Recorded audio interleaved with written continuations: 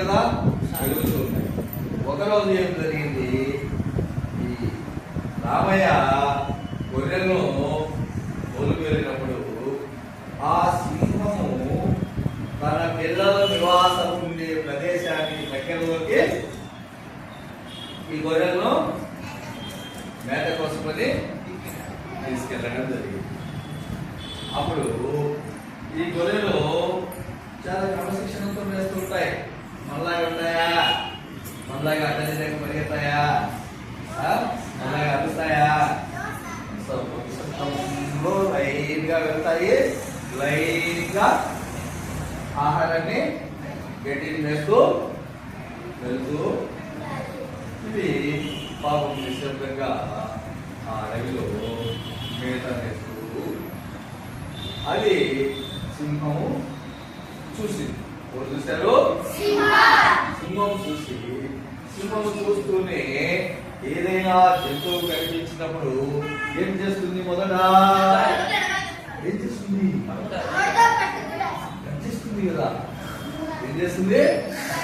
రక్షిస్తుంది అనమాట. ఎప్పుడైతే ఆ సింహము గట్టిగా అక్షితో పాపము తన పిల్లలు కూడా భయపడ్డాయి.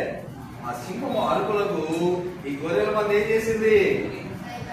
అదే సింహం వస్తుంది, మనల్ని తినేస్తుంది అని ఏం చేశాయి?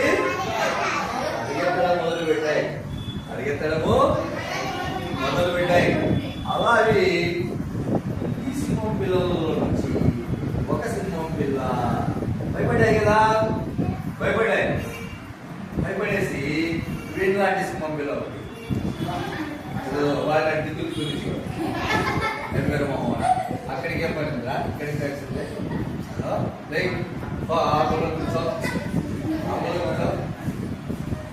ఇలాంటి ఒక సింహం పిల్ల ఆ శబ్దానికి పరిగెత్తా వచ్చి ఎవరిలో కలిసింది? గొర్రెల మందలో కలిసింది. ఎవరిలో కలిసింది? ఈ మందలో కలిసింది. గొర్రెల మందలో కలిసింది. ఇంకా గొర్రెల మందలో వచ్చి ఎలా వచ్చింది? ఎవరింటికి వచ్చింది? గొర్రెలు కాబట్టి రామయ్య వాళ్ళ ఇంటికి వచ్చింది. అలా రామయ్య వాళ్ళ ఇంటికి వచ్చింది.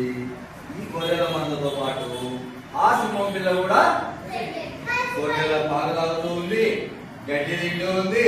వీటితో కలిసిపోయింది. ఎవరితో కలిసిపోయింది? గొర్రె పిల్లలతో కలిసిపోయింది. గొర్రెల పిల్లలతో కలిసిపోయింది. ఇంకా రోజు రామయ్య అడవికి ఈ గొర్రెలను కోలుకొని వెళ్తున్నారు. ఇది కూడా పోతుంది. ఎవరు? సింహం పిల్ల. కానీ ఏం చేస్తుంది? గొర్రెల మందతో పాటే ఆకులు తింటుంది, గడ్డలు తింటుంది. అవునా? గడ్డి తింటూ ఉంది. కానీ మామూలుగా సింహం యొక్క ఆహారం ఏంటి?